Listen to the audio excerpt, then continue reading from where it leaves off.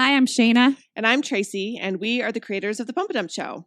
We are moms, but we were women first. And in this podcast, we explore what it's like to be a woman who also happens to be a mom. Before we were moms, we were women. Before we were moms, we were chilling. We were pumping and dumping. We're talking about something. This is the Pump and Dump Podcast. Welcome back, breeders. What up, band of mothers? We love you. Pump and Dump Podcast. Pump and Dump Podcast, band of mothers. Have you downloaded the Bomb app? Have you downloaded it? If not, Do it it's right now. free. You Just know your takes a phone's like second. right up your butt. Just download it. It is the Mom app. It is the Mom group. It's on all app places. All of that and places. It is called Band of Mothers. You just search for that and you will find it. Join the band, you guys. Mm-hmm. That's what you need to do. A lot of love over there. A lot of love. And if you need more details, you can listen to last week's episode where we completely break it down for you. So even if you just want to listen to the first 10 minutes to find out what the hell we're talking about. Or go to bandofmothers.com. You can read about it there too and our mission and everything. Absolutely true. Yeah. Also, it would just be real nice if you could leave a review of our podcast if you've been enjoying it these many months. Leave a rating or share one of your favorite episodes with a friend in need. That's what Band of Mothers do. We would appreciate that. That's right. Subscribe, Spread the share. love. Thanks, guys. Yes. And as far as shows, we're rounding out the last shows of 2019. Yeah, we're off next week because of Thanksgiving, and then there won't even be a podcast next week. No, because we'll of be eating Thanksgiving and cooking and eating. But then the following couple weeks after that, December 3rd, Mm-hmm. the Midwest cast is going to be in Virginia Beach, Richmond, and Raleigh, Yeah. North Carolina. Richmond is already sold out. So, Mhm. you guys, if you're in that area, check out the end of this fall section of shows, and we'll be announcing 2020 shows like super soon. Yeah. So keep we're just locking checking. in dates, and we'll tell you when we get new dates. Yeah. And if you follow at the Pump and Dump Show, and also follow at Band of Mothers Official, you will get all of the info on the app. But you and know what else? The shows. All the shows are on the app. So just download the app. That's true. They're all listed under events on the app, so you don't even have to do anything else. Just live on the app. That's what we want. That's the goal. It's gonna make you happy. You know what makes me happy is our guest I today. know, she's delightful. One of our good friends is a nurse midwife, and we have her on the show today, but I just wanted to tell you guys the story of when I first met her, because She's kids, like one of your best friends. yeah, she's like neighborhood friend. Like, she's the mom who, last minute you're like, oh God, I need someone to take my kids. Like, we raise each other's kids. She's your sister wife. Your North And Denver sister wife. My North Denver, that's right. I'm like, you're my sister wife. Yeah. And when I first met her, it was because our kids went to the same daycare, and there was like a little party at the daycare. And when I met her, she was like a little bit, I don't know if she was standoffish, but I liked her. I thought she was cool, and she had her hair up in a bun. And I found out what she did, and I thought it was fascinating. And she had these like long earrings. Like, she wears like big earrings. It's kind of her thing. Like turquoise. She's fantastic jewelry. She does. But they were heavy, so it was like pulling down her earlobes like just slightly. Anyway, I thought she was super cool, but I didn't think I could be her friend because of the earrings. Because she didn't, Because it bothered me. the way her earlobes, she couldn't stop staring at her earlobes. So I'm on the airplane with Tracy because we're on tour. And I'm like, I met this woman, and I think that I could be her friend. Like, she seems really, really cool. But I got to say, she wears these heavy earrings, and I don't think I can be her friend. And I'm like talking to Tracy about it, and Tracy just looks at me, probably wearing the same very bright pink sweater she's wearing right now. And she goes, "You're the worst human being." And she was right. That's super shitty. I'm like, if you don't talk to this woman and be her just friend didn't because of know. her earlobes, I was like, I met this lady. I just don't know. it's not a character flaw. And now it's so weird. And the truth is, So like, funny. we did become friends. I told her that story like 2 years later. Mm-hmm. And I never, ever noticed her earrings. I never noticed her ears being dragged down. Like, I don't know what was happening that one day. I don't know, May. You're just hypersensitive to lobe hangage. to excessive Like, lobe loops. killed me, and it's so weird It's because so it's funny. just so weird to even think that my brain went there, and also that I'm a horrible human being. You're not. You're wonderful. Well, that was not nice. No. Well, you worked through it. I did. To your credit, you would be I a mean, she's terrible here on human this if you just podcast like today. straight up wouldn't speak to her again. But I mean, you got over it. I definitely got over it. I don't Just even notice it. Delightful ears, everybody. She's Gorgeous. She's And gorgeous. she's here today. So that is a weird way to intro this episode, but we're going to talk all things Midwife. midwifery, yeah, midwifery. That is birth fun to center, say. hospital, Little vaginas. vagina. And she's a nurse midwife, and we just ask her a bunch of questions about having our vaginas looked at. All the burning questions, pun not intended. Which may or may not include pooping on the Yep. on the delivery table. But We're here for you. all It's right. coming. We got a special guest. Special guest.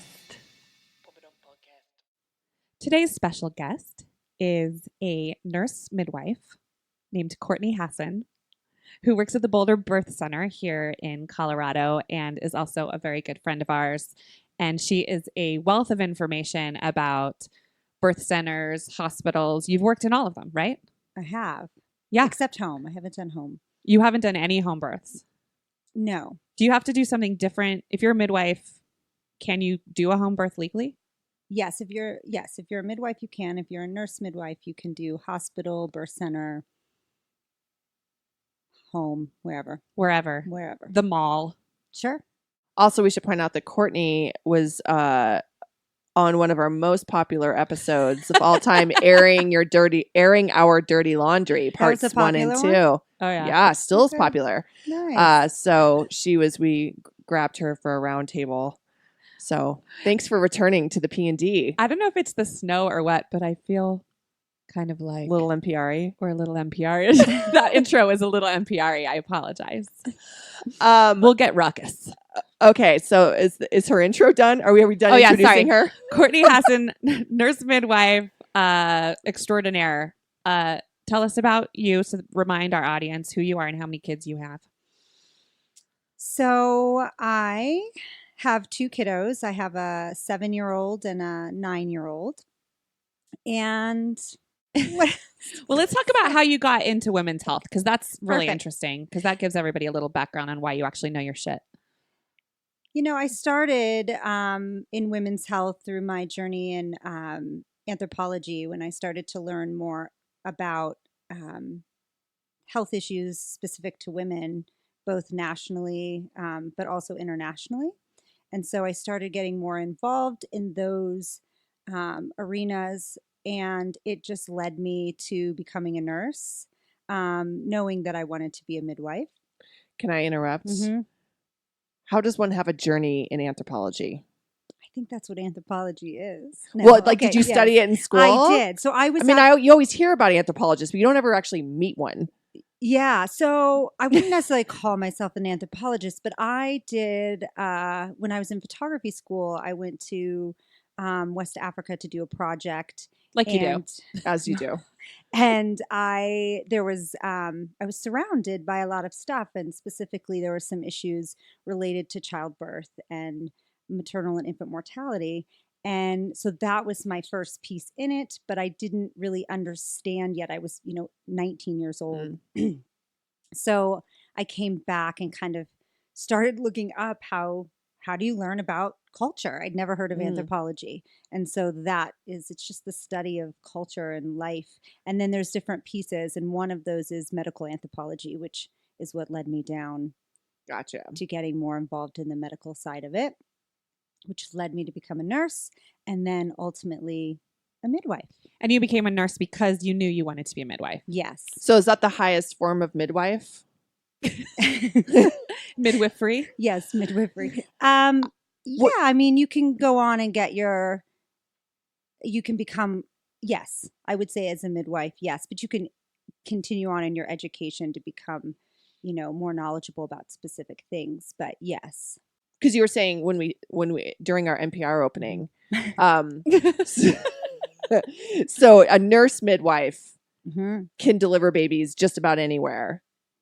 Yeah. So, oh my gosh, if we get in the politics of different types of midwives, Are there like wars between? This is what I'm trying to get at, midwives? because I didn't realize that like other midwives could deliver at home.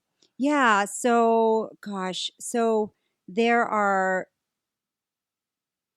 certified professional midwives, which is what most people can think of when they think of midwives in general, and the women who do births at home.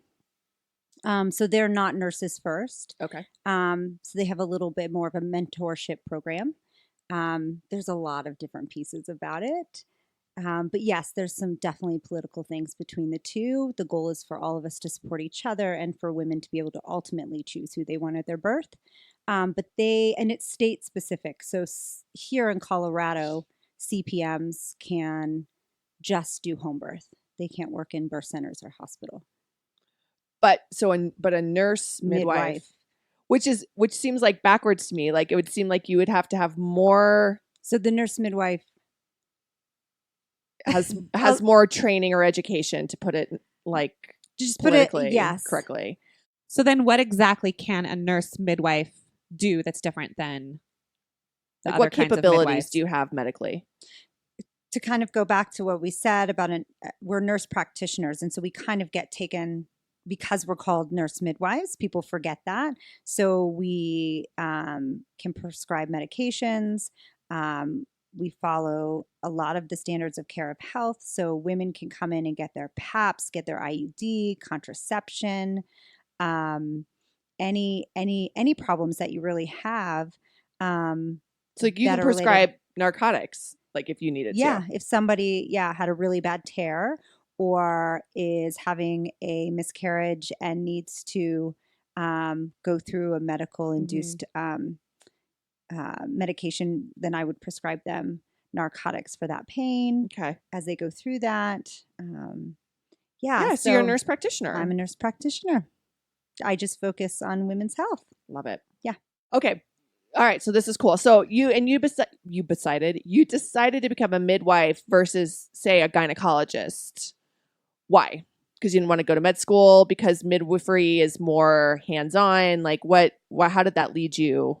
Yeah, they're totally different, two totally different models. And I think a lot of times nurses, whether you're a pediatric nurse practitioner and that's one way to look at it. Just because of history, we're called midwives, but we're really nurse practitioners that specialize in women's health. Gotcha. So, but we get that question a lot. Like, why don't you just become a doctor? Right? Yeah. I mean, I think nurses in general get that a lot.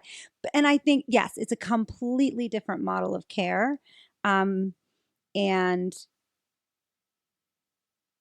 it cares for the woman and her family in a very different way. Okay. Not that doctors are not that either, but the way that we're brought up in our training as midwives. And man, I know some midwives too that don't practice the model of midwifery either, but the way that we're raised in our profession is more about choice. For yourself, like choice more about choice for the family and the women to have choice, and that I meant that's who I meant, not you. Right. Choice for the patient. Yes. She's all, I think Yes. we're going to deliver this baby in this position today. And so, okay, so it's allowing the patient to have more choices for how she wants to deliver and how the family would like to deliver the baby, and then imagine a more like well-rounded care. Yeah. I mean, protocol. Even just a couple things that you even said was a lot of us midwives prefer to call patients clients, or we catch babies instead of deliver babies. That words matter, and it matters how people are treated. Ultimately, right? We all care about how we're treated in our care. And when your model of how you provide care has that at the center, it really changes women's experiences. And I can see it too. I mean, just working in different environments of a hospital or a birth center, even as a midwife, it's different too. I mean, even though I'm the same person with the same values and ideas, working in the hospital as a midwife has many more challenges than a smaller group of women in a birth center, say, that all have the same ideals of birth.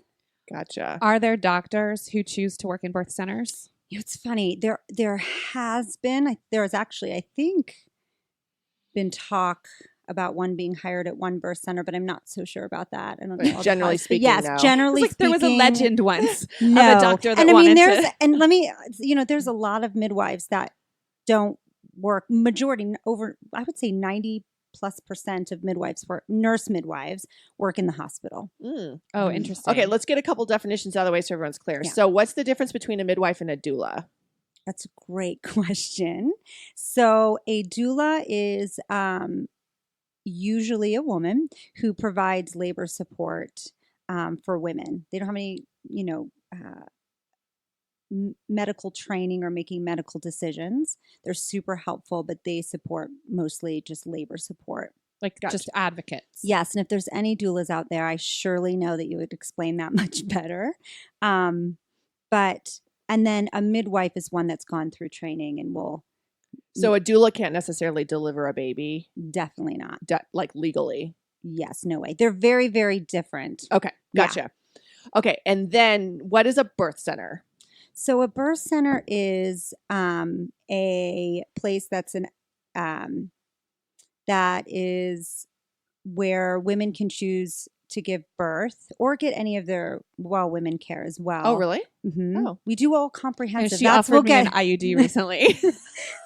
So that is one thing. Can to she talk offer about, your too. husband a vasectomy? Because that's what you need. Actually, we've had that conversation just socially mean, before. I'm like, no here's some IUD for scissors. you. He's kind of drunk. Yes. Just bend Get him it over. there.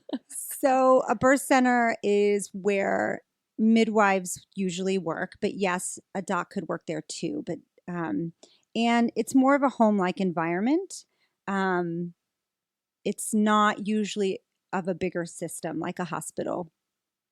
And Although lots of hospitals have birth centers Ooh, you're- within the hospital, you're right? touching on so many great things. Well, it's those confusing. are not. Yeah, it is. Those are not real birth centers. So Oh. they call themselves birth centers. They're fake birth centers? Well, it's a terminology. A birth center is an out of hospital entity. Gotcha. That is not on a should not be on the campus of a hospital, though it needs to be a separate than the hospital. There are some birth centers that are still on the property, but once you're on the property, you have to follow policies of the hospital. Gotcha. Okay. But where are you going with this? Gotcha. many hospitals will call their labor units birth centers. It's nothing like an actual birth center that is separate from the hospital. And do birth centers, private birth centers that aren't on hospital property, do y'all take insurance? We do. Okay. And that's very different, state specific and all of that. But yeah, and we also work with doctors too. I mean, we have referring providers and we have great relationships with the doctors in the hospital, or that's the goal. We are just independent. So this is state specific too. In Colorado, midwives are independent providers. So Okay. we don't need a doctor to sign us off or things Gotcha. like that. But that doesn't mean that we don't collaborate, and we do all the time. But a birth center is an environment that's more like a home environment outside of the hospital. There's generally a tub. There's always a tub. There should be. We do water births. Mhm. Oh, that's interesting. I just assumed that if you have a midwife, you're given birth in water. But I guess Oh, it's a really? choice. You can catch a baby anyway. Anyway, yeah. Not everybody does a water birth. Oh, okay. And not many hospitals, you can't do, there are few hospitals in the country where you can do a water birth. So if you want a water birth, you kind of have to go through a midwife. Yes. And either a birth center or a home. So Right. the hospital that I gave birth to my first in New York had what they called a birth center, which was separate from the labor and delivery area that I chose to go to.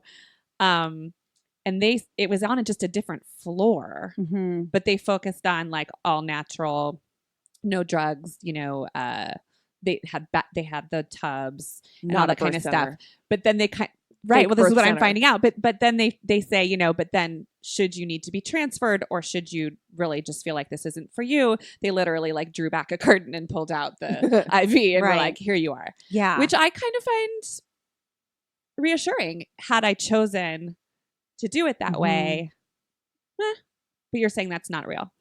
Oh, it's so Well, political. okay. Yeah, I mean, don't wanna get you this in is trouble. well, no, but I would say this is just my opinion of it all. I think there are so many different great models that have been implemented like that could be super helpful to many people that don't want to give birth outside of the Mhm. hospital. There's definitely some challenges when you're inside a bigger system of a hospital to have um, all what we would what many of us would consider are the foundations of having a birth center and what that comes with. You know, the American Association of Birth Centers, who has a set of regulations and a set of ideas of what it means to be a birth center. And it's Mhm. very difficult to do it that way. Mhm. Rose tried to do it. I was going to say, I Yeah. think Rose Did something similar. That's where I had Mhm. my baby. Yeah. Were you doing? You weren't going to do a home birth, Tracy, right? No. And, we were talking about this earlier. And this is, good segue. So obviously hippie me, I wanted to do a home birth, but then so many people just straight up said, well, if you have a home birth, you or your baby could die. And so enough people just tell you that you just tell yourself, well, then I just shouldn't have a home birth. Right. I didn't even know about a midwife or I didn't even know what a birth center was. Mhm. And so I went to Rose and they were like, well, we have a doula program internally that you can do, or you can find a doula. We're totally fine with you bringing them in. So I ended up hiring a doula. Right. And then I ended up having an emergency C-section and she had the flu. So it was never going to work. Right. But, it must be frustrating to like battle that stigma, why is it even a stigma? Is it just our Western like medical like programming just to think that if we're not in a hospital environment, you're not going to thrive? Or And on to that, to add to that question, do I think that more people know about people like you now simply because we started the Pump and Dump Show and know people in the birth community? And I feel like because I had a baby 9 years ago, like things have changed. Or is it the same now? Are there moms listening to this right now who are like, oh yeah, I never even considered this kind of care? Yeah, I mean, I would say still in the United States, not necessarily the Western world, but in the United States, out of hospital birth or even birth with a midwife in a hospital is still considered an alternative option. It's not standard of care. And research has shown over and over that it should be. And if we look at models in Europe, and let me back up and say that with a midwife, especially out of hospital, is made for low risk women. And that has a lot of different pieces too on how people define low risk. But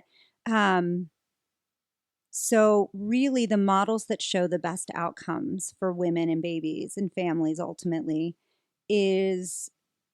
are systems where low risk women are taken care of by midwives, nurse midwives, all midwives, and that higher risk women are taken care of by the professionals that deal with high risk, which is doctors who perform surgeries, who went to school to understand how to manage complications. And not that we as midwives don't do that, but I always call us the protectors of normal. Oh, I love that. So we know normal really, really well. And we know when stuff isn't going well and when you need a higher level of care. And so, so I feel like in our country, the culture still is that it's alternative, it's unsafe, it's hippie, it's going against the system, and it's not. I mean, we know that low risk women that are cared for by midwives have really good outcomes. I mean, I can say for myself that until you became one of my best friends, I certainly, my immediate response to somebody having a home birth was like, oh, that baby could die. Like you're putting yourself and your baby at huge risk. That's a horrible decision. Even though I had friends who attempted to do it, but a lot of them attempted and had to go to the hospital.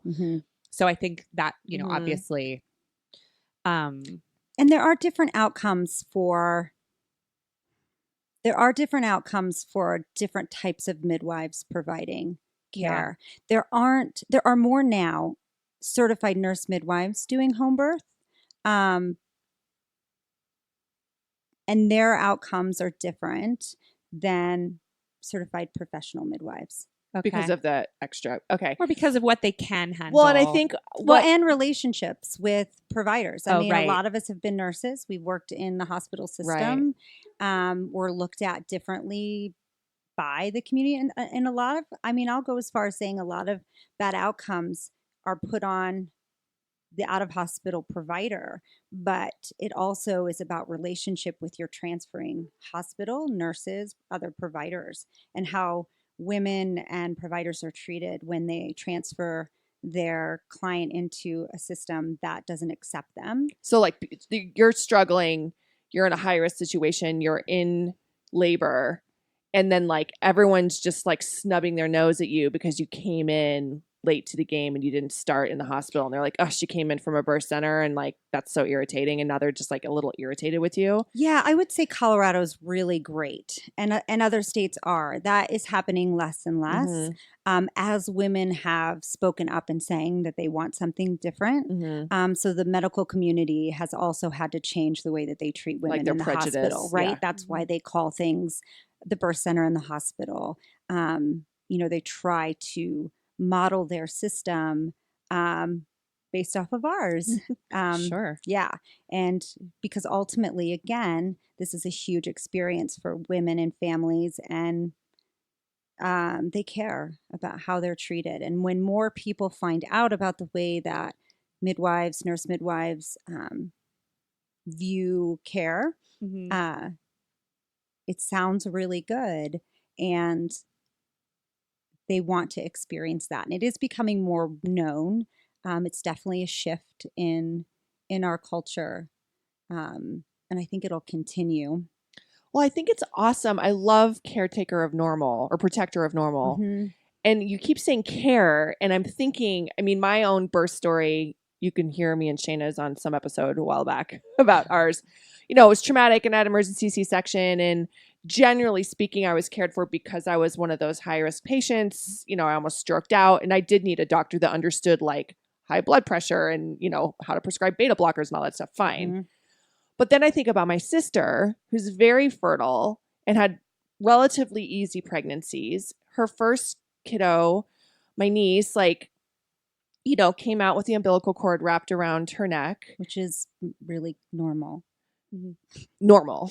For the most part, most, I would say over 50% of babies have some Sure. sort. But anyway, But go my ahead. point was, is I'm thinking about her, and I was there for both the births. She didn't get any care. No one cared for my sister. Mhm. There was no care. There was protocol and procedure, and there was nothing. Melissa was the least to do with it. She's just the Oh, yeah. vessel. And I love that because it is such a huge component that there's a mom there too. It's not just a baby. Well, and just also knowing how women give birth, and that it needs to be a trusting environment and a relationship where they feel safe to have things continue and progress as normal. But also, we overuse intervention. Intervention is great. I mean, I'm here. I am a midwife who works in the out of hospital setting and love it. But I also needed care in the hospital for both of my children, and so grateful that they were there to handle the complications that I had. But even with complications, it doesn't mean that you shouldn't get quality of care where you still feel like a person. Yeah. Yeah, where you're listened to. I mean, I certainly, from my experience, and yours too. I mean, nobody was listening to me. Mhm. They knew what they were doing in delivering my baby. Yeah. and You my were the my least- pain or my Yeah. feelings or my heart. They were worried when my heart rate showed something on a machine, but they weren't worried when I told them my epidural wasn't working. Right. And why can't you do both is the question, right? So, I mean, there's times when I've been in situations of, yeah, I can give you, all the love in the world, but when it all goes south, and things are happening quickly, you need that person to act, and you don't necessarily need them to like hold your hand the whole time. Yeah. But I will say, when you've created that relationship with somebody in a family and they look at you when things are not going well, the trust is almost immediate. Yeah, right? I was going to say they need you to act, but they need you to care. They and they need do. you to not lecture you about it in the moment. Like, well, you should have known about, like I feel sometimes when things start to go south, it's like, it's almost like it's your fault when The there's mom's fault, you mean? Yeah. I'm sorry. I Well- keep pointing at you, Courtney. I mean the Right, mom. no. It's the mom's No. fault. Well, and that's, I mean, I've always had that, that the type of care that should be given, regardless of what type of provider you are, is shared decision making. My job is, when you come in and are choosing to do something or not to do something, no matter if it's evidence based, my job is to explain all the risks and benefits of that intervention. Give an example. If somebody wanted, a simple one is when your baby is born, the two things that are given to that baby, or three now, is the Hep B vaccination, the vitamin K shot, and the erythromycin eye ointment. A lot of times in a big hospital system, that's just the standard. They ask you give birth. Do you want me to give these to your baby? Ugh, sure. I don't care. I just had a baby. I can't even hear right? your words. Yeah. Where my job is, in a prenatal appointment, to sit down with you, explain what those are, why it's recommended that they get them. And ultimately it's your decision to make it. But my job is, so when you walk out the door, that you feel like why you should do it or not do it.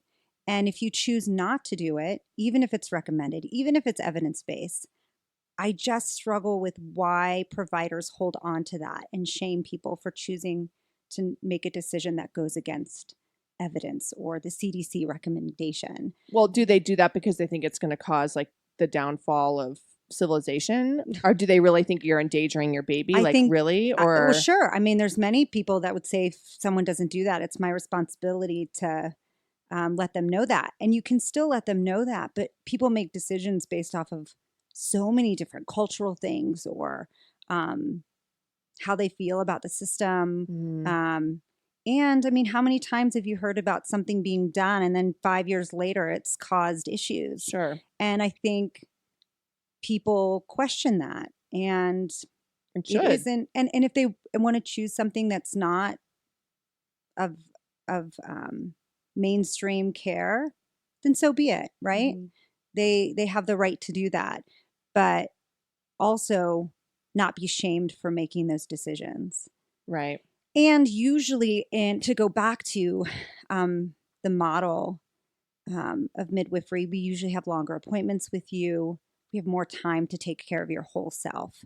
And a lot of those conversations can happen in those, instead of it being kind of a 15-minute visit, which most of us are used to. You walk in, they listen to your baby, they take your blood pressure, ask if you're, whatever, have any questions.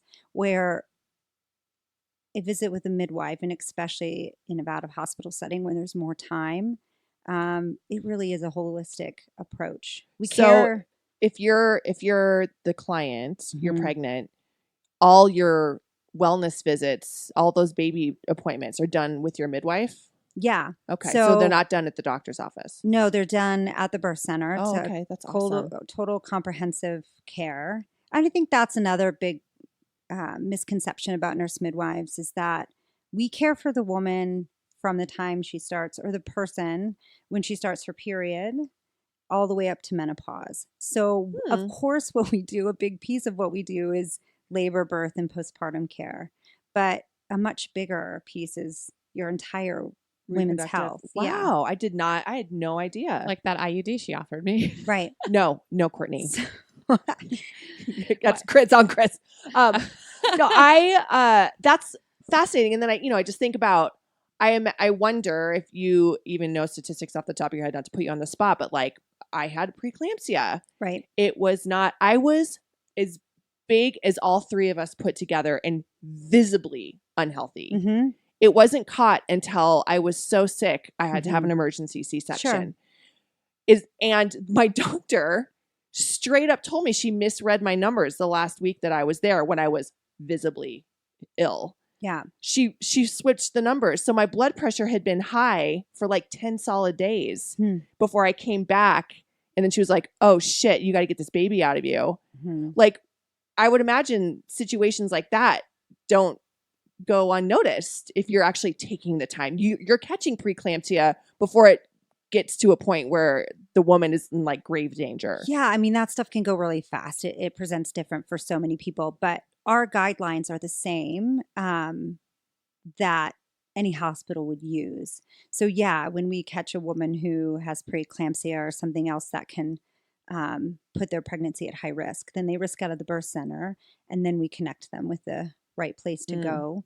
But yes, more time definitely allows for more information and to understand what's happening. And that reminds me actually of some stories that you've told me in the past where, you know, these moms that commit to delivering in a birth center that's a big decision. And that is, you know, a lot of these are first time moms that don't realize that it's not going to go their way. And so when they have to transfer, when they have preeclampsia and it's just not going to work out at the birth center, you're dealing with a lot of ego, and you're dealing with that, you know, you've told me one of my favorite stories that you ever told me was so incredible about how you had to talk a mom through a change in her birth plan by reminding her that this is the story of her child's birth, that this is not really the story of how shitty this thing is happening to her. This is the story she's going to tell her kid when he or she asks what that day was. Yeah. And she has to be prepared to think of it that way and not make it into, this is what I really wanted. I wanted to do this. yeah, and oh, life is failing me right now. And I think that's hard. I think it's, you know, I went into a hospital situation knowing that I'm choosing a hospital because anything could happen. I'm in the safest space. This is where my brain was 9 years ago. You know, I'm in the safest space. So if there's an emergency, I'm here. You know, I know my birth plan's not going to be as I write it out. You know, I will probably never have music playing, which I definitely did not. But these women are committing to a natural, cared for situation, and they really want it to go a certain way. Can you talk a little bit about that? Yeah, I think that is a big piece when people come in, and one of the things that they say is, I just don't ever want to be in the hospital. Our job is to help heal that thought because we don't want them to be afraid of needing to go to the hospital, that it's more of a team. If we can get that we're all in this together as a team of providers in different environments to help care for the family at the best moment, in the best way, then it isn't an either or, and it shouldn't be of butting heads of one model to the next, but instead that if you need a higher level of care, then you're coming to a place that you've hired me to recognize when that needs to happen, so that you can go and have your baby where you need to have your baby. And do you go with her in those situations, or is she really passed off, for lack of a better word? Yeah. So we, yes, we don't have specifically, again, it's different in different places, but we go with them, but we hand off care to the midwives or docs at the hospital, and we stay with her until she's all set up. Okay. But so, yes, I think my own experience of having a C-section as well with my first child, who I plan on having in the hospital. This is before I knew all the stuff I know now. But it didn't go the way that I had thought. I didn't have any clue that's what it was going to be like. Sure. And ultimately ended up with a C-section, and was really sad about it for a very long time. And I had a midwife, one of the midwives, I remember her calling me, and I was at a very, very busy hospital, and she called me and said, you know, it's okay. You're going to have to mourn the loss of the birth you thought you were going to have, and that's okay to do. And it was the first time someone had told me that it was okay to mourn the loss of what my experience was, that didn't mean the same thing as being sad about my baby, of course, Mhm. right? And then it was not until a year ago that I'd always kind of been a little sad about my labor and birth, and that's not how I wanted to go. And I kind of held on to it for a long time. And then my daughter asked me about her birth, and I told her pieces about it before. And I was just laying in bed with her thinking, oh my God, this is our story together. This should Mhm. be a joyous conversation. Not that I don't bring up the hard parts, but it should be joyous. And so now that changed my moment and how I talk to women about them being transferred, to find the little joys of your journey with your child into this. And I always remind the partner, whoever that is, to just remember little pieces that Mm. someone treated you well or whatever it might be. Mhm. Because you're going to want those pieces in your story, that it's a continuum and it's not a failure Mm-mm. if your birth doesn't go the way that you dreamed it would be. That many of us are in that category of that, but that doesn't mean that then we don't get to be a part of the pieces of childbirth and I hate using the word natural childbirth. It drives me crazy. Really? Why? Really? Why? Because what does that mean? What is natural I childbirth? literally on the side of a mountain, just pop it out, throw up on your back, and keep picking up corn. Yeah. See your baby episode. See your baby episode. Yeah. I mean- guess you're right. It's kind of a weird term. I Yeah. mean, Well, to your point, I've been thinking here, like, what is normal childbirth really? I Mhm. mean, well, normal I mean- or natural or unmedicated or epidural or whatever. It isn't it's how you want. If somebody wants to be in the hospital with an epidural, then great. If you know that and you know that that's what your experience is, that's what you want it to be, then whoever is on your team and who you pick to be on your team should make that experience feel good to you. mhm. So it doesn't matter if you want to be in a birth center or at home, no drugs, or get your epidural the first contraction you have. It doesn't Mhm. really matter. It's how that person is treated with their team. And that just ultimately, midwives are really good at that. Yeah. well, and that brings us to the idea that like nobody even really truly, not nobody, but a lot of women do not truly understand how they're supposed to be treated. 100%. I mean, it's so strange when we look back I know. because it's not even that many years ago. I mean, my No. son is 7, and I just didn't even know how I was supposed to be treated. And I think, again, I can't ever figure out if it's because we're in the birth world with our show and this business that I know more now, but I just knew nothing then. And how many women are, their birth, my birth was traumatic, your birth was traumatic. That trauma, I think the way that you were saying to look at your story for your kids is such a healing way to look at it. But these are very private parts. This is very huge experience. Well, the people have a hard time. healthcare in general. Yeah. To truly care for someone is an art form, and it's a gift, and it's very, it's emotional, psychological, spiritual in a lot of ways. And our system, the way we have it now, whether you're having a baby or you're going in for an appendix, you are not traditionally cared for in that like loving term that I'm hearing coming from you, that like, you have a value-based system that you were taught to follow. You have principles that you mind to care for people. Right. And so how would we ever know what we're supposed, Yeah, no I one. know. I mean, it's fascinating to see family members who were nervous about their daughter or whatever to have an out of hospital birth, but at the end of it, they're blown away. It Because is there's just less trauma.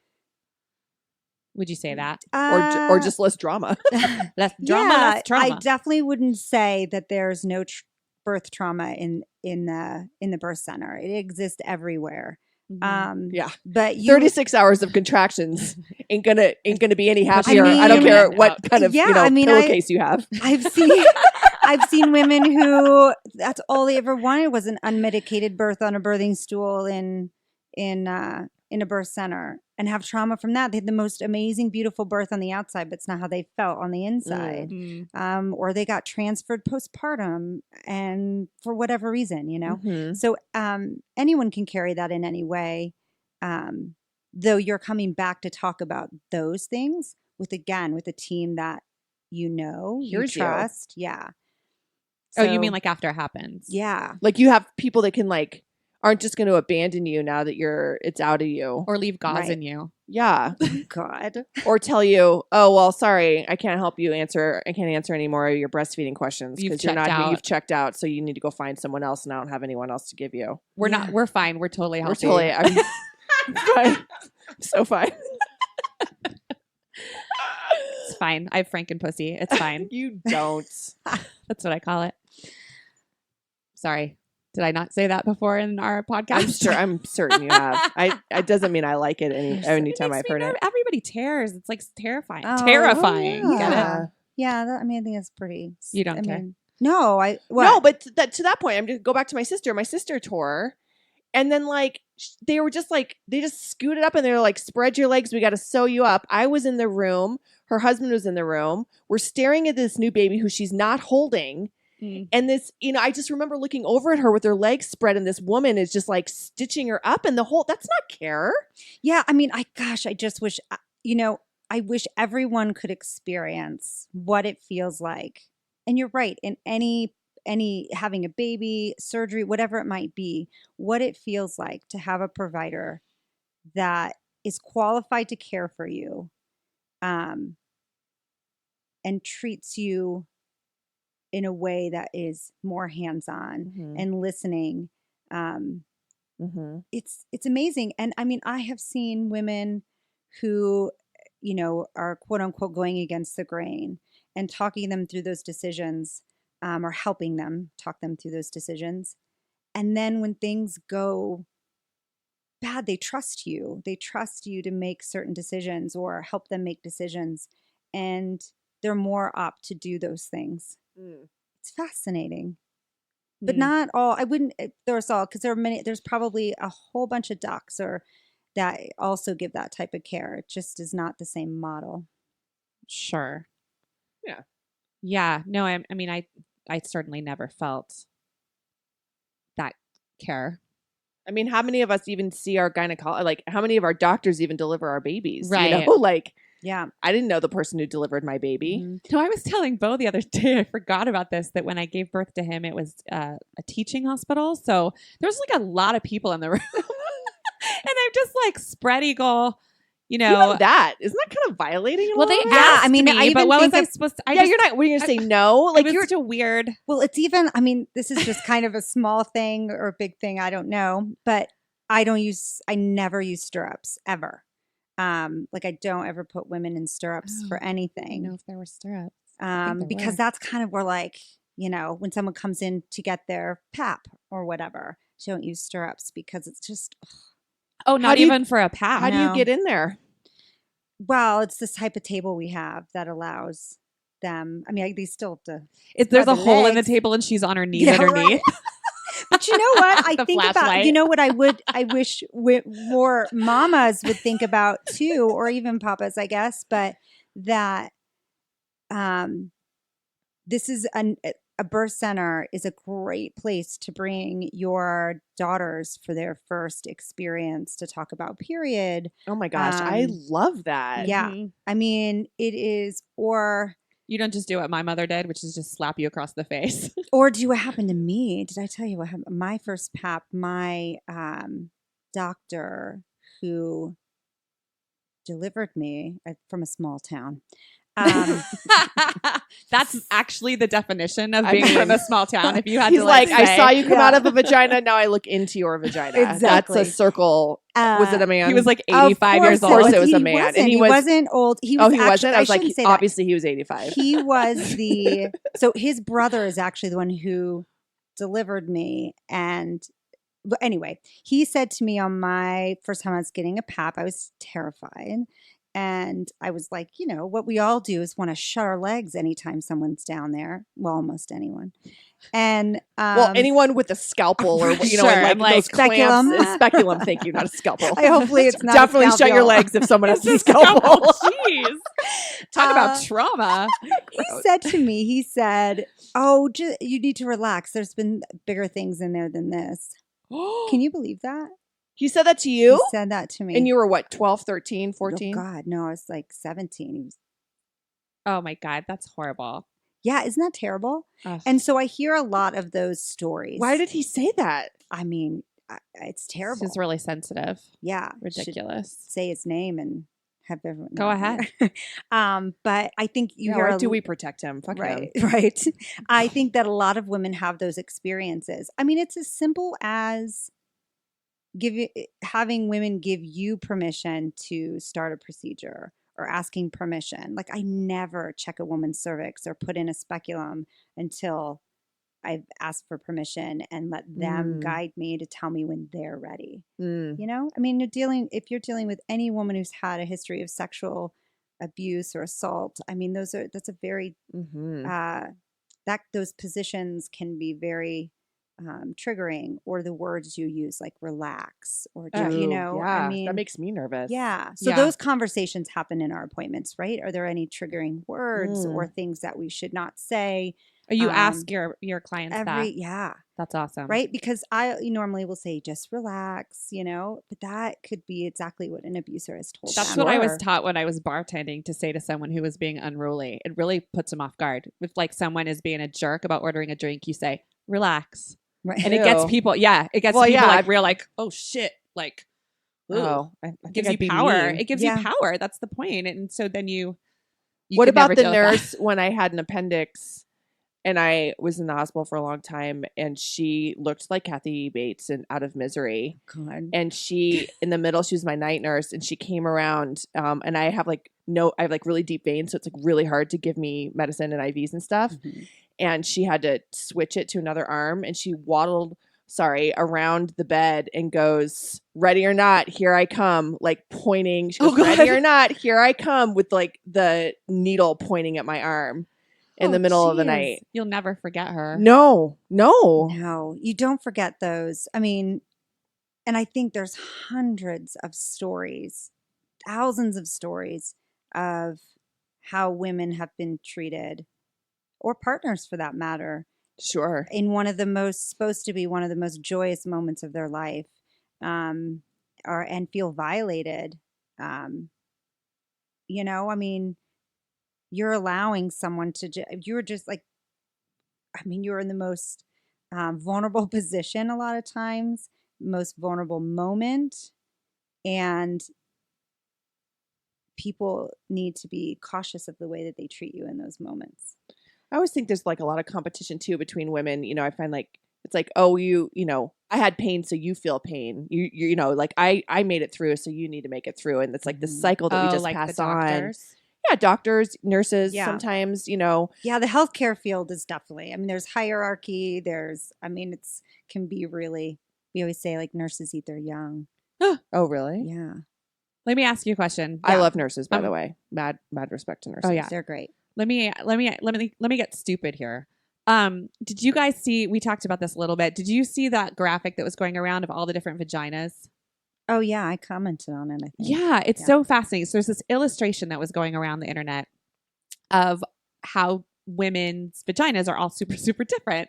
And it's just one of those things that at age 42, like I just really hadn't thought about. I know you asked me some like questions. I was Yeah, like, yes, This is that what I'm true. saying.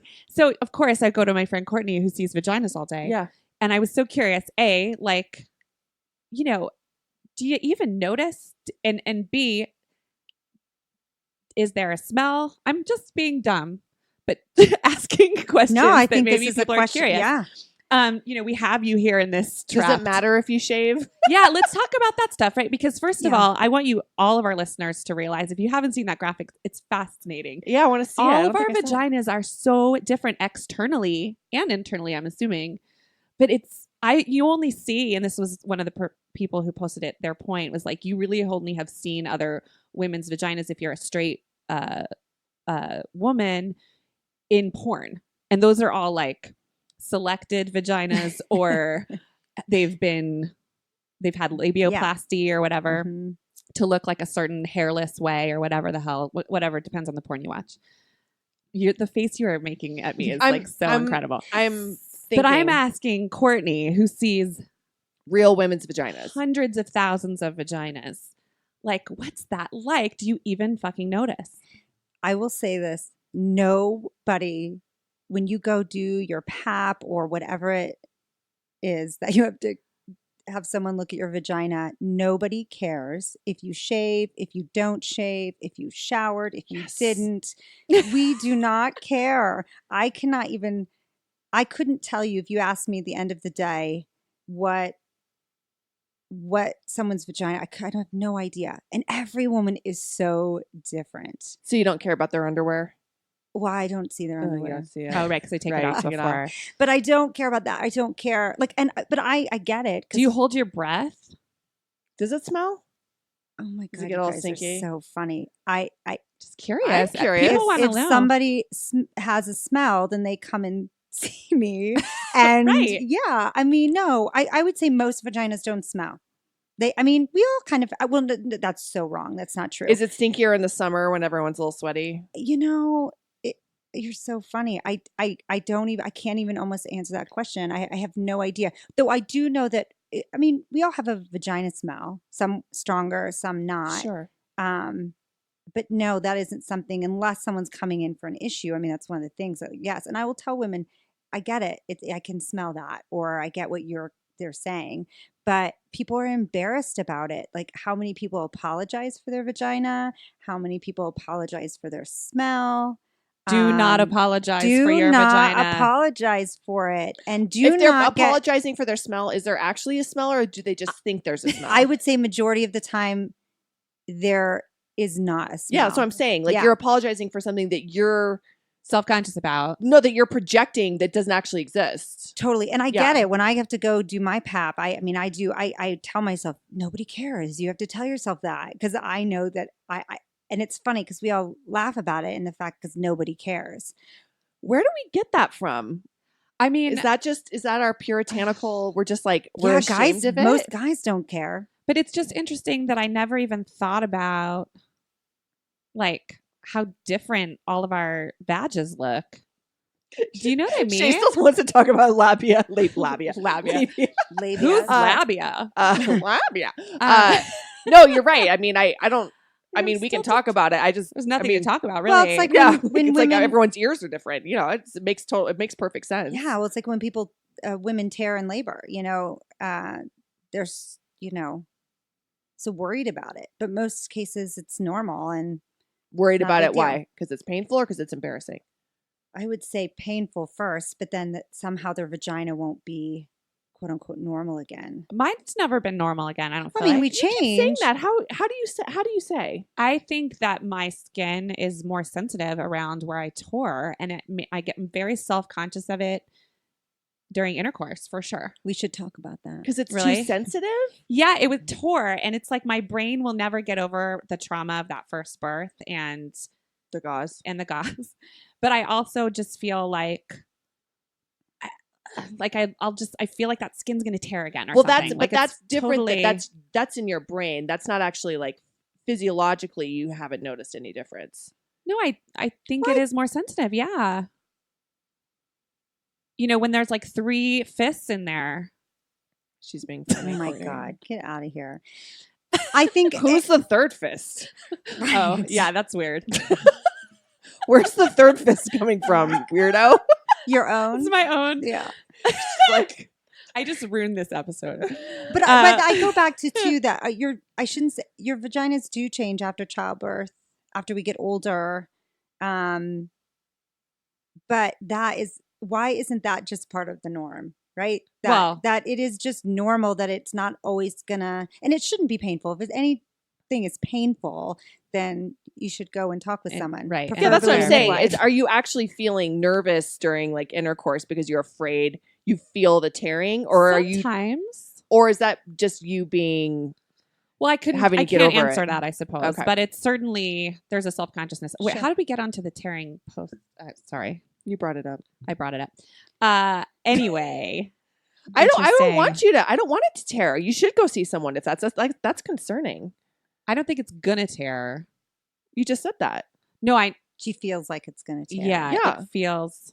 I don't know. It's fine. My vagina, and in fact, back to the positive, my motherfucker says that my vagina is better since childbirth because he can like. I think I was. So Put his tight. 3 fists up there. There's sorry, I'm so sorry, Lynn. That's who I'm concerned about. Your mother. My poor listening mother. To this. I know.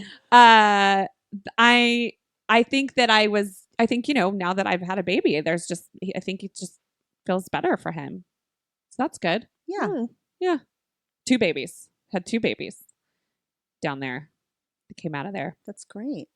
Yeah. Okay. So you don't notice vaginas and you don't really care if you've shaved. You haven't had to That's like break out the wonderful machete news. and just like No. to get to what you Because need once to you get to. pry it open, it's all Pry it open. you gotta clear the bushes away a little bit, but it's really smooth sailing once you get in there, right? Yeah, it's just not a thing. It's not. Do you know what I told her? Because she said that she would give me an IUD, and I was like, I will let you do that if I can cover my butthole, because I don't want you to see it.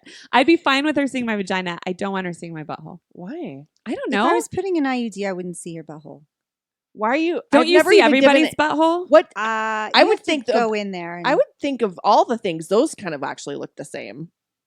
Yeah, I don't think anything about that either. You guys are so funny. No, Shayna, I am fascinated with you today. Why are you worried about someone seeing your butthole, especially Courtney? No, Also, I think I it's can't perfectly stress fine. enough I'm that not she shouldn't give you an IUD. Oh, I'm not self-conscious about my butt. I just am saying You obviously are. I don't want my friends looking at my butthole.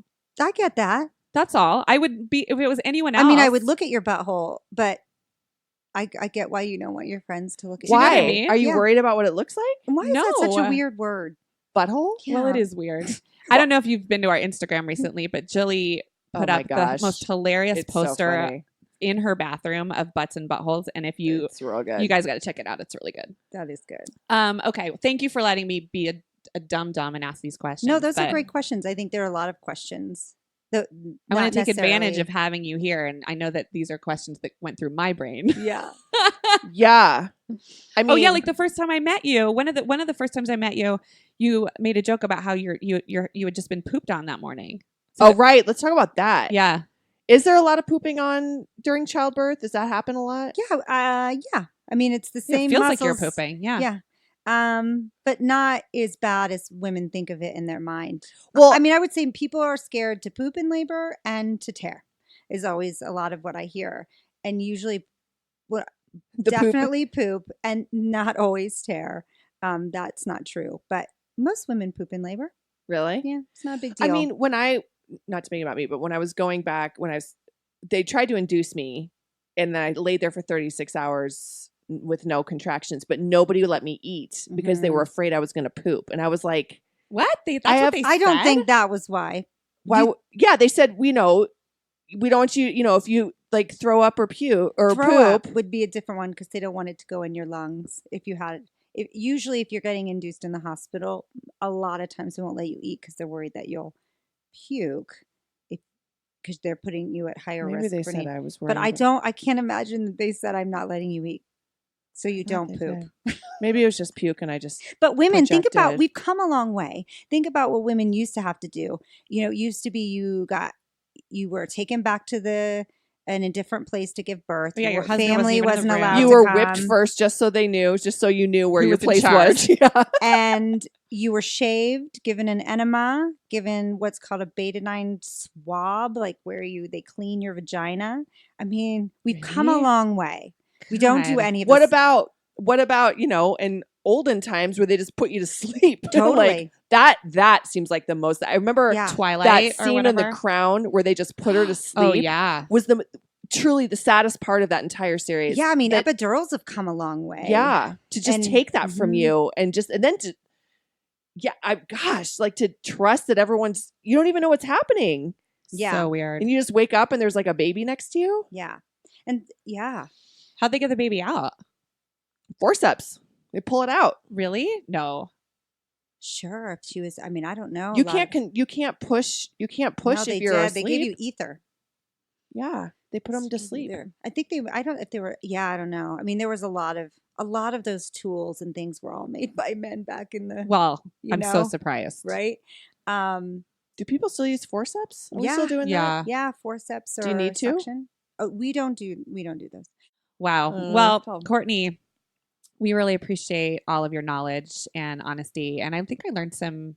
We did. I feel like Really this is awesome another one of things those episodes today. we could just keep like firing off questions at you Yeah. for another hour. About vaginas. I'm very relieved about the shaving. Yeah. Don't do it. Listen, I don't, and I well, I never mean, you have. can shave, but but don't I've shave. always felt sorry for my doctors a little bit. But, But it's I- good to know they don't care. I mean, I always say shave for yourself. Don't shave for your doctor or anyone because they really could care less. Okay, that's Yeah. good to know. That's really good to know. No, Yeah. And it's not a big deal to poop. Don't be afraid to poop. don't Everybody be afraid poops. to poop, and don't apologize for your vagina. Never apologize for Seriously. your vagina. Your vagina is magical. Yeah, and check out midwives. Yeah. Yeah. And Boulder Birth Center Yeah, here in Colorado, if you want to check out where Courtney's doing all of her great things. Do you She's want actually not Courtney gonna to be catch there your for a baby? while. yeah, and we now accept Medicaid. Oh, that's really? awesome. Oh, that's awesome. That's yeah, really it's cool. a big thing. That is big. Yeah. That's huge. Mhm. That That's is great. amazing. Mhm. And Courtney, we're gonna have to have you back because she's on her way to go live in a van with her 2 kids and husband for 8 months. She's leaving mid-December. I'm pretty upset about it. And she's gonna travel all the way down to Mexico and then all the way up to Alaska in a tiny van with her family. This is not an RV or a tiny house, guys. There is no humanure toilet. This is This just is a like van. some Christmas lights, some kiddos, and some camping gear. A little more than that, but yes. Yeah, exactly. Oh. So we're looking forward to catching up with you when you come back so we can talk Yeah. about what the fuck that was like. See if you're still married. Or if I have Or if you still have left 2 your children. Yeah, You're like, exactly. Alaska has a great boarding school. Totally. Surprise. Oh, we'll see. It sounds like a glorious idea. We'll see Oh. how it ends up. If anyone can do it, So it's you. awesome. It'd be Yeah. awesome. Oh, You- thanks. You're so thirsty for life. I love it. Yes. All right. Well, All right, you thank you guys. so much. Thanks, You're Courtney. welcome.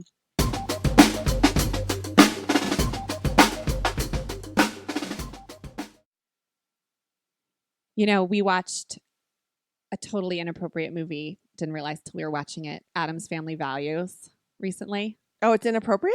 Well, yeah, because the lady like seduces Fester and Uncle Fester and basically keeps him out of the family because she's fucking him and he's like so into her sex because he's a virgin, obviously. So yeah, that part was a little tricky to try to brush over with the kids. Oh. I know I didn't realize I watched it, but Oh. the whole reason I brought it up is I have because- no idea where you're going with this. because the summer camp, they do this whole thing about Thanksgiving. And every Thanksgiving, I think about what's his name? Pugsley, Uh-huh. Wednesday's brother, dressed up as a turkey going, "Eat me! I'm your Thanksgiving treat. Eat me! We're something good to eat." No? Oh, no. I was just still relishing in the fact that I don't have to worry about shaving my vagina. I'm just... You don't. Not that That's she my big convinced you. takeaway. I'm pretty sure you were convinced before that you didn't have to do that. Me? Oh, yeah, I was. But it's nice to know that they really don't That care. they're not looking. That they're not looking. Yeah. But, yes, happy Thanksgiving to you, too. Next Eat week. me. Enjoy your Thanksgiving and Yep. the chaos that will ensue. Yes, we're all, not to sound cliche, but we are all very blessed And thankful. and very thankful.